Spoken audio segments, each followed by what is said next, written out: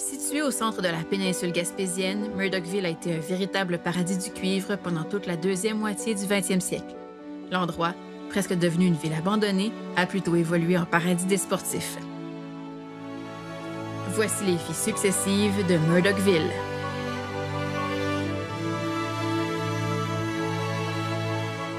Jean-Philippe Valéry, Murdochville, c'est une des villes minières en importance au Québec. Et voici la première photo. On voit deux ouvriers avec une foreuse sur une des montagnes de la mine de Murdochville. On voit la dévastation qu'a provoqué la construction de la mine. La montagne commence à être méconnaissable. On voit aussi la dureté à la fois du paysage puis la dureté des conditions de travail sur cette photo. C'est vraiment une photo qui représente bien ce que ça peut être travailler à Murdochville dans ces années-là. Et j'adore ces photos d'action. On voit que c'en est une parce qu'il y a encore la fumée dans l'air. Donc, ils viennent tout juste de faire leur travail. La vie de Murdochville se résume à la mine. C'est une company town. Et les ouvriers, donc, passent leur journée dans les maisons en bas de la mine, puis le reste de la journée sur la montagne à exploiter la mine pour en tirer le minerai. Donc, cette photo-là démontre vraiment ce qu'était la mine. Et une fois qu'on a extrait ce qu'il y avait à extraire, une fois qu'on a rasé les arbres... Ce n'est pas un endroit à préserver. Au contraire, c'est traité comme une simple ressource, une ressource naturelle. Une fois que la mine est vide, la compagnie se retire puis laisse les habitants s'occuper de la note sociale, mais aussi de la note environnementale, parce qu'on sait bien que ce genre d'entreprise est extrêmement polluante. Toute la beauté naturelle a été éradiquée. C'est incroyable. On parle de la Gaspésie. On connaît la Gaspésie comme étant un endroit vallonneux, magnifique, beau pour sa nature. Et puis là, on regarde cette photo, on se dit, mon Dieu, c'est terrible. On ne reconnaît pas du tout la Gaspésie. Valérie est allée se promener dans les rues de Murdochville pendant que je suis allée rejoindre l'historien Jean-Marie Thibault. La ville est située à une centaine de kilomètres de Gaspé, au cœur de la péninsule gaspésienne. La principale activité économique de la ville sera la célèbre mine qui sera en exploitation de 1953 à 1999. Qu'est-ce qui a mené à la fondation de Murdochville? Il y a beaucoup de potentiel en Gaspésie en termes de minerais et même de pétrole. Peu de gens le savent, mais la Gaspésie, c'est le troisième endroit au monde où on a fait de la recherche pétrolière. En 1909, les frères Miller découvrent des traces de cuivre. À l'époque, la région est encore vierge. Avec les méthodes modernes, on peut extraire des tonnes et des tonnes de cuivre. C'est ce qui est prévu. On sait aussi qu'à part le cuivre, on va avoir de l'or, notamment. Donc, c'est une mine très, très riche. C'était quoi l'espérance de vie d'une mine comme à Murdochville? En moyenne, la durée d'une ville minière, c'est 50 ans. Après 50 ans, on est rendu pas mal au bout de la ressource. En 1953, alors que la Noranda Mines décide d'ouvrir la mine, elle construit en même temps 300 logements pour accueillir les travailleurs. Les maisons appartiennent à la compagnie.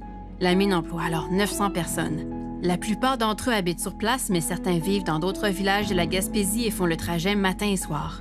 Lorsque le village est officiellement créé, on lui donne le nom de Murdochville en hommage à James Murdoch, premier président de la Noranda Mines.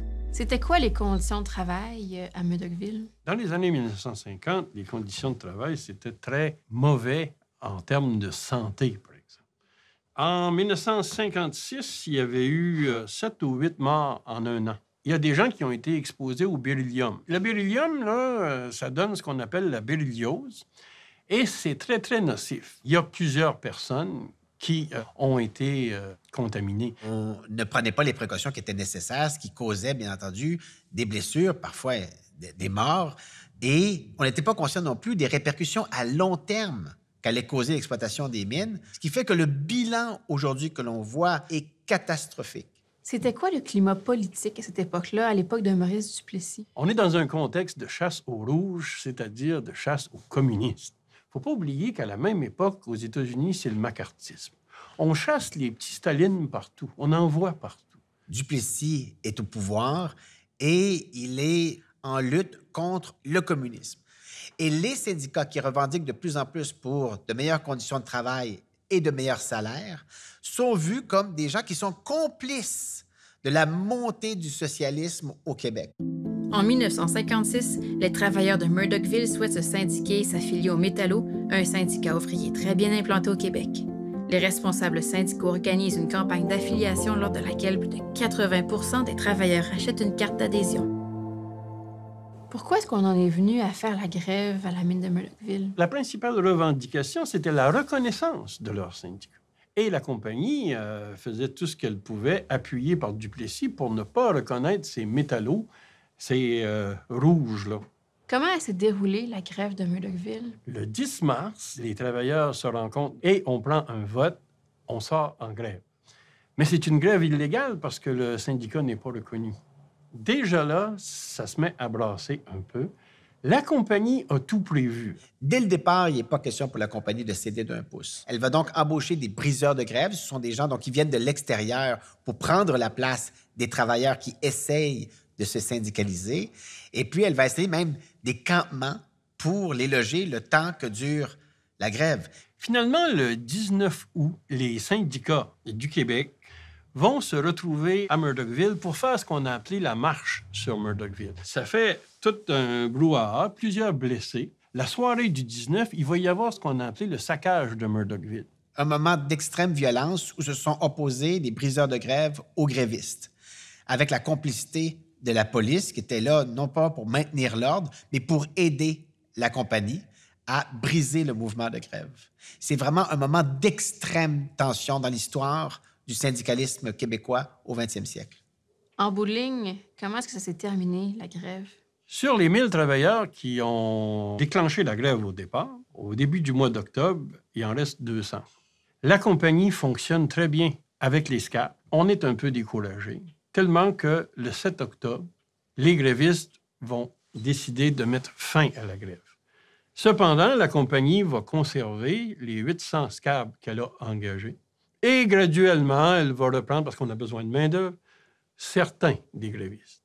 Mais du point de vue individuel, les travailleurs de Murdochville, eh bien, ils ont vécu une défaite totale. Cependant, sur le plan collectif, on peut parler d'une victoire. Jamais plus au Québec, on va traiter les travailleurs de la même façon. Et ça va mener à des réformes importantes de la législation québécoise. D'abord, des législations qui concernent la sécurité au travail, et puis ensuite ça, l'adoption d'une loi sur les briseurs de grève, l'impossibilité pour des gens de l'extérieur des compagnies d'occuper les postes de personnes qui sont en grève. Après les violences qu'on a connues à Murdochville, on va s'engager dans des périodes des années 60 qu'on a appelées la Révolution tranquille.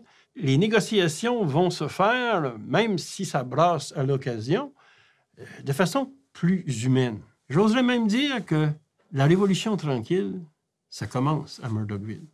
Inévitablement, le gisement minier s'épuise avec les années. Dans les années 90, la mine ferme, les gens quittent la région, faute d'y trouver du travail. Le gouvernement québécois promet la création d'emplois, va ouvrir un bureau d'appel de la SAAQ. Ce n'est pas suffisant à ce moment-là pour assurer la relance économique de Murdochville.